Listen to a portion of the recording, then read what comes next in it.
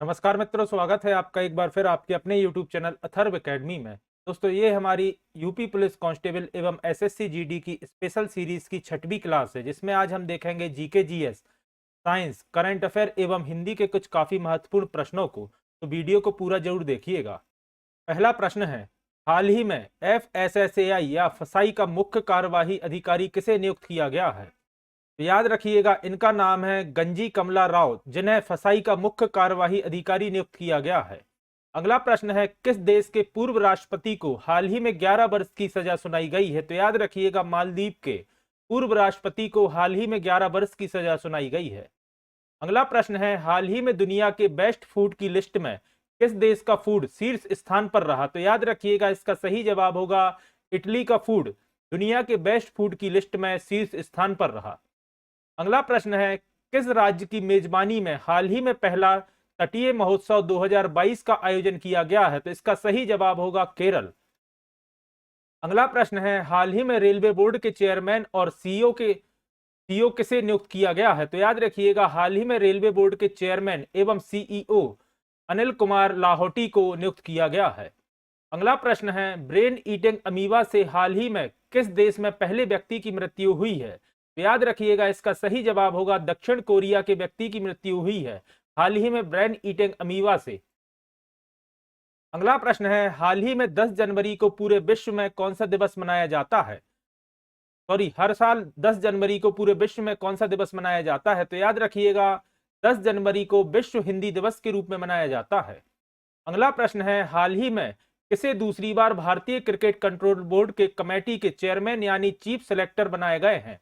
तो याद रखिएगा, चेतन चौहान को हाल ही में दूसरी बार भारतीय क्रिकेट कंट्रोल बोर्ड के चेयरमैन या चीफ सिलेक्टर बनाया गया है। अगला प्रश्न है, पेयजल का पीएच मान कितना होता है? तो आप सभी जानते हैं, पेयजल का पीएच मान 7 होता है। अगला प्रश्न है, किसी विलयन का पीएच मान अगर 7 से नीचे है तो उसका स्वाद कैसा होगा? तो याद रखिएगा, उसका स्वाद अम्लीय होगा। अगला प्रश्न है, किसी विलयन का पीएच मान अगर 7 से ऊपर है तो उसका स्वाद कैसा होगा? तो याद रखिएगा, अगर पीएच मान 7 से ऊपर है तो उसका स्वाद क्षारीय होगा।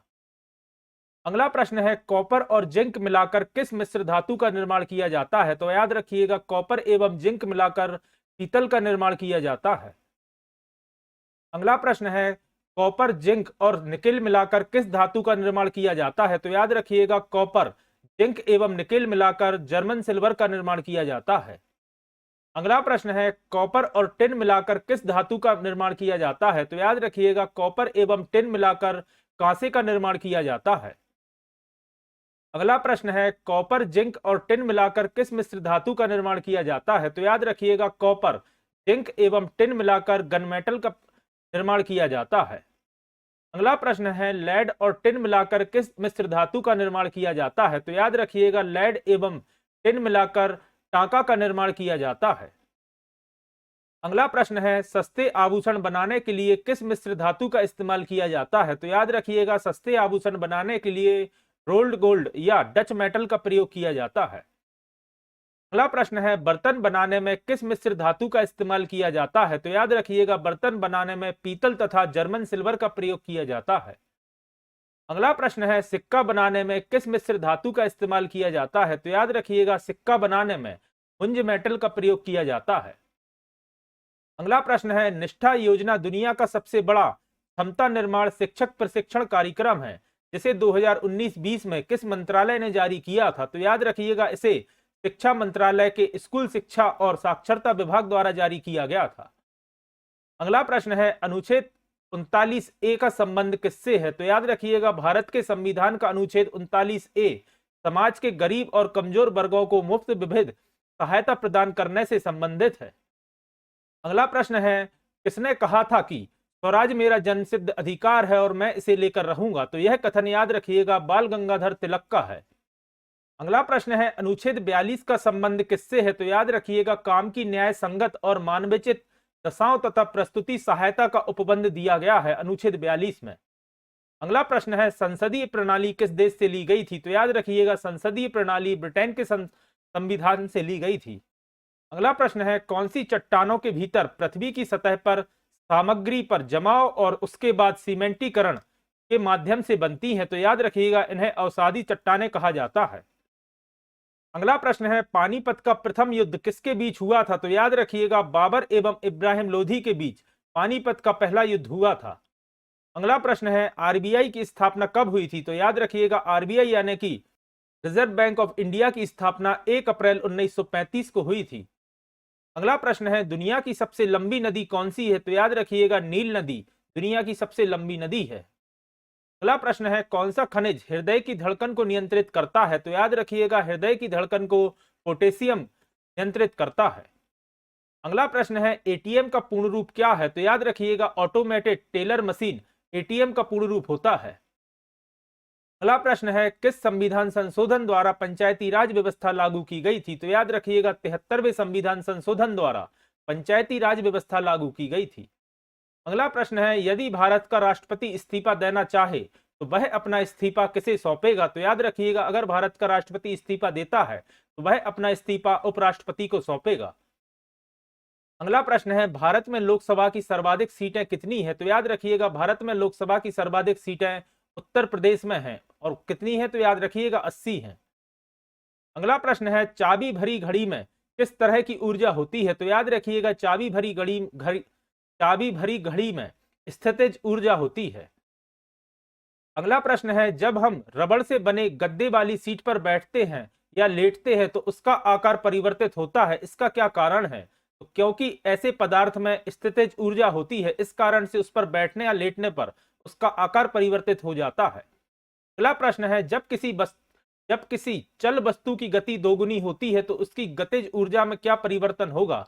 याद रखिएगा जब किसी चल वस्तु की गति दोगुनी होती है तो उसकी गतिज ऊर्जा 4 गुनी हो जाती है। अगला प्रश्न है, द्रव्य का ना तो सृजन किया जा सकता है और ना ही विनाश, यह कौन सा नियम है? तो याद रखिएगा यह नियम ऊर्जा संरक्षण का नियम कहलाता है कि किसी द्रव्य का ना तो सृजन किया जा सकता है और ना ही उसका विनाश किया जा सकता है। अगला प्रश्न है, कार्य किस प्रकार की राशि है? तो याद रखिएगा कार्य एक आदिश राशि है। अगला प्रश्न है, कार्य का मात्रक क्या होता है? तो याद रखिएगा न्यूटन मीटर या जूल कार्य का मात्रक होता है। अगला प्रश्न है, किसी वस्तु की कार्य करने की क्षमता को क्या कहते हैं? तो उस वस्तु की ऊर्जा कहा जाता है। अगला प्रश्न है, गुरुत्व के विरुद्ध किसी वस्तु पर कार्य करने की इसकी स्थिति में परिवर्तन हो तब उस वस्तु से संचित ऊर्जा क्या कहलाएगी? तो याद रखिएगा उसे ही गुरुत्वीय स्थितिज ऊर्जा कहा जाता है।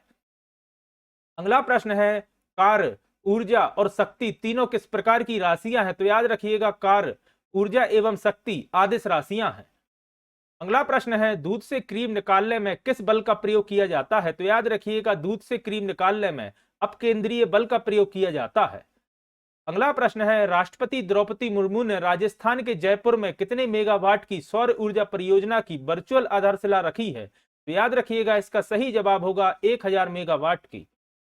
अगला प्रश्न है, हाल ही में किसे देश और दुनिया भर के कानूनी पेशे और उनकी जीवन भर की सेवा के लिए हार्वर्ड लॉ स्कूल द्वारा वैश्विक नेतृत्व के लिए पुरस्कार के लिए चुना गया है? तो याद रखिएगा इसका सही जवाब होगा मुख्य न्यायाधीश डीवाई चंद्रचूड़ को हाल ही में देश और दुनिया भर के कानूनी पेशे और उनकी जीवन भर की सेवा के लिए हार्वर्ड लॉ स्कूल द्वारा वैश्विक नेतृत्व के लिए पुरस्कार के लिए चुना गया है। अगला प्रश्न है, किस राज्य के पूर्व राज्यपाल केसरीनाथ त्रिपाठी का 88 वर्ष की उम्र में निधन हो गया है? तो याद रखिएगा केसरीनाथ त्रिपाठी पश्चिम बंगाल के पूर्व राज्यपाल हैं जिनका 88 वर्ष की उम्र में निधन हो गया है। अगला प्रश्न है, तेल विपणन करने वाली सरकारी company Bharat petroleum corporation limited ने जम्मू में किसके लिए लो स्मोक सुपीरियर केरोसिन तेल लॉन्च करने की घोषणा की है? तो यह घोषणा भारतीय सेना के लिए की गई है। अगला प्रश्न है, गियर तथा बैरिंग बनाने में किस मिश्र धातु का इस्तेमाल किया जाता है? तो याद रखिएगा गियर एवं बैरिंग बनाने में गन मेटल का प्रयोग किया जाता है। अगला प्रश्न है, जहाज का पंखा बनाने में किस मिश्र धातु का इस्तेमाल किया जाता है? तो याद रखिएगा जहाज का पंखा बनाने में डेल्टा मेटल का प्रयोग किया जाता है। अगला प्रश्न है, पंचवर्षीय योजना का उद्देश्य क्या है? तो याद रखिएगा तीव्र आर्थिक विकास, गरीबी उन्मूलन एवं आय में वृद्धि पंचवर्षीय योजना का मुख्य उद्देश्य होता है। अगला प्रश्न है, किस बजट में वित्त मंत्री ने दोहरी विनिमय दर, उदारीकृत विनिमय दर तथा प्रबंध प्रणाली की घोषणा की थी? तो दोस्तों यह घोषणा 1992-93 के बजट में वित्त मंत्री द्वारा की गई थी? अगला प्रश्न है, चंद्रगुप्त किसे हराकर मौर्य वंश का राजा बना था? तो याद रखिएगा, नंद वंश के धनानंद को हराकर चंद्रगुप्त मौर्य मौर्य वंश का राजा बना था और मौर्य वंश की स्थापना की थी। अगला प्रश्न है, पूना पैक्ट किसके मध्य हुआ था? तो याद रखिएगा, पूना पैक्ट डॉक्टर भीमराव अंबेडकर एवं महात्मा गांधी के मध्य हुआ था। अगला प्रश्न है, सहस्त्रबाहु मंदिर कहाँ स्थित है? तो याद रखिएगा, सहस्त्रबाहु मंदिर ग्वालियर मध्य प्रदेश में स्थित है। अगला प्रश्न है, भजन सोपारी का संबंध किस घराने से है? तो याद रखिएगा, भजन सोपारी का संबंध सूफियाना घराने से है। अगला प्रश्न है, सत्यमेव जयते किस उपनिषद से लिया गया है? तो याद रखिएगा, सत्यमेव जयते मुंडक से लिया गया है। अगला प्रश्न है, काला सागर कहाँ स्थित है? तो याद रखिएगा, काला सागर अंटार्कटिक महासागर में स्थित है। अगला प्रश्न है, आईपीएल 2023 की विजेता टीम कौन सी है? तो याद रखिएगा, आईपीएल 2023 की विजेता टीम है चेन्नई सुपर किंग्स। अगला प्रश्न है, भगवान महावीर का जन्म कहाँ हुआ था? तो याद रखिएगा, भगवान महावीर का जन्म वैशाली में हुआ था। अगला प्रश्न है, भारत का प्रथम परमाणु बिजली घर कहाँ स्थापित किया गया था? तो याद रखिएगा, भारत का पहला परमाणु बिजली घर तारापुर में स्थापित किया गया था। अगला प्रश्न है, शांति निकेतन की स्थापना किसने की थी? तो याद रखिएगा, रविंद्रनाथ टैगोर ने शांति निकेतन की स्थापना की थी। अगला प्रश्न है, किसके शासनकाल के दौरान प्रथम बौद्ध संगीति का आयोजन किया गया था? तो याद रखिएगा, अजात शत्रु के शासनकाल के दौरान प्रथम बौद्ध संगीति का आयोजन किया गया था। अगला प्रश्न है, गौतम बुद्ध द्वारा देह त्याग की घटना को बौद्ध धर्म में क्या माना जाता है? तो दोस्तों याद रखिएगा, इसे महापरिनिर्वाण के रूप में जाना जाता है। अगला प्रश्न है, अर्थशास्त्र के क्षेत्र में पहला नोबेल पुरस्कार कब दिया गया था? तो याद रखिएगा, वर्ष 1969 में अर्थशास्त्र के क्षेत्र में पहला नोबेल पुरस्कार दिया गया था। अगला प्रश्न है, जब एक पत्थर को चांद की सतह से पृथ्वी की सतह पर लाया जाता है तो उसमें क्या बदलाव आएगा? तो याद रखिएगा, इसका भार बदल जाएगा परंतु इसके द्रव्यमान में कोई परिवर्तन नहीं आएगा। अगला प्रश्न है, जब लिफ्ट त्वरित गति से ऊपर जा रही हो तब लिफ्ट में बैठे हुए व्यक्ति को अपना भार कैसा मालूम पड़ता है? तो याद रखिएगा, जब लिफ्ट त्वरित गति से ऊपर जा रही हो तब उसे अपना भार अधिक मालूम पड़ता है और जब लिफ्ट त्वरित गति से नीचे जा रही हो तब लिफ्ट में व्यक्ति को प्रत्यक्ष भार वास्तविक भार से कैसा होगा? तो याद रखिएगा, उसका प्रत्यक्ष भार वास्तविक भार से कम होगा। अगला प्रश्न है, लोलक की काल अवधि किसके ऊपर निर्भर करती है? तो याद रखिएगा, लोलक की काल अवधि उसकी लंबाई पर निर्भर करती है। अगला प्रश्न है, किसी सरल लोलक की लंबाई यदि 4% बढ़ा दी जाए तो उसके आवर्तकाल में क्या बदलाव आएगा? तो याद रखिएगा, उसके आवर्तकाल में 2% की वृद्धि होगी। अगला प्रश्न है, 1813 में ब्रिटिश संसद में कौन सी बैठक हुई थी? तो याद रखिएगा, 1813 में ब्रिटिश संसद में 5वीं बैठक हुई थी। अगला प्रश्न है, किस स्टेडियम में भारतीय क्रिकेट बोर्ड का मुख्यालय स्थित है? तो याद रखिएगा, वानखेड़े स्टेडियम मुंबई में भारतीय क्रिकेट बोर्ड यानी बीसीसीआई का मुख्यालय स्थित है।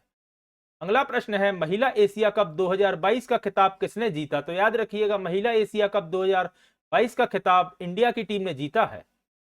अगला प्रश्न है, राजमाता विजयराजे सिंधिया टर्मिनल्स कहाँ स्थित है? तो याद रखिएगा, राजमाता विजयराजे सिंधिया टर्मिनल्स ग्वालियर मध्य प्रदेश में स्थित है। अगला प्रश्न है, स्वास्थ्य एवं परिवार कल्याण मंत्रालय किस सूची के अंतर्गत आता है? तो याद रखिएगा, स्वास्थ्य एवं परिवार कल्याण मंत्रालय राज्य सूची के अंतर्गत आता है। अगला प्रश्न है, भोजन का अनिवार्य अवयव क्या है? तो याद रखिएगा, कार्बोहाइड्रेट्स भोजन का अनिवार्य अवयव होता है। अगला प्रश्न है, निम्नलिखित में से कौन सा पदार्थ मानव शरीर में ईंधन का कार्य करता है? तो याद रखिएगा, कार्बोहाइड्रेट्स मानव शरीर में ईंधन का कार्य करता है। अगला प्रश्न है, कैप्सूल का आवरण किसका बना होता है? तो याद रखिएगा, कैप्सूल का आवरण स्टार्च का बना होता है। अगला प्रश्न है, शहद का मुख्य घटक क्या है? तो याद रखिएगा, फ्रक्टोज शहद का मुख्य घटक होता है।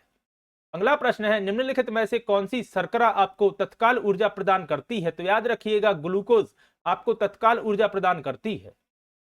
अगला प्रश्न है, मांसपेशियों में थकान का अनुभव होने का मुख्य कारण क्या होता है? तो याद रखिएगा, मांसपेशियों में थकान का अनुभव होने का मुख्य कारण लैक्टिक एसिड का संचय होता है। अगला प्रश्न है, प्रोटीन बनाने के लिए कितने अमीनो अम्ल का जरूरत पड़ती है? तो याद रखिएगा, प्रोटीन बनाने के लिए कुल 20 अमीनो अम्ल की आवश्यकता पड़ती है। अगला प्रश्न है, कौन सा विटामिन प्रतिरक्षा प्रदान करता है? तो याद रखिएगा विटामिन ई एवं विटामिन ए प्रतिरक्षा प्रदान करता है। अगला प्रश्न है, मछलियों के यकृत तेल में किसकी प्रचुरता होती है? तो याद रखिएगा मछलियों के यकृत तेल में विटामिन डी की प्रचुरता होती है। इसके अलावा याद रखिएगा सूर्य का प्रकाश विटामिन डी का मुख्य स्रोत होता है। तो दोस्तों ये थी हमारी यूपी पुलिस कांस्टेबल एवं एसएससी जीडी की स्पेशल सीरीज की 6वीं क्लास। आशा करता हूं आज की क्लास आपके लिए पसंद आई होगी। अगर आज की क्लास आपको पसंद आई है तो वीडियो को लाइक करें, कमेंट करें, और अगर आपने अभी तक अथर्व एकेडमी चैनल को सब्सक्राइब नहीं किया है तो चैनल को सब्सक्राइब करें, एवं अगर आपने इसके पहले की वीडियोस नहीं देखी हैं तो चैनल की प्लेलिस्ट में जाकर एक बार उन वीडियोस को भी आप जरूर देखिएगा। जल्दी ही फिर हाजिर होता हूं अपनी अगली क्लास के साथ। धन्यवाद दोस्तों।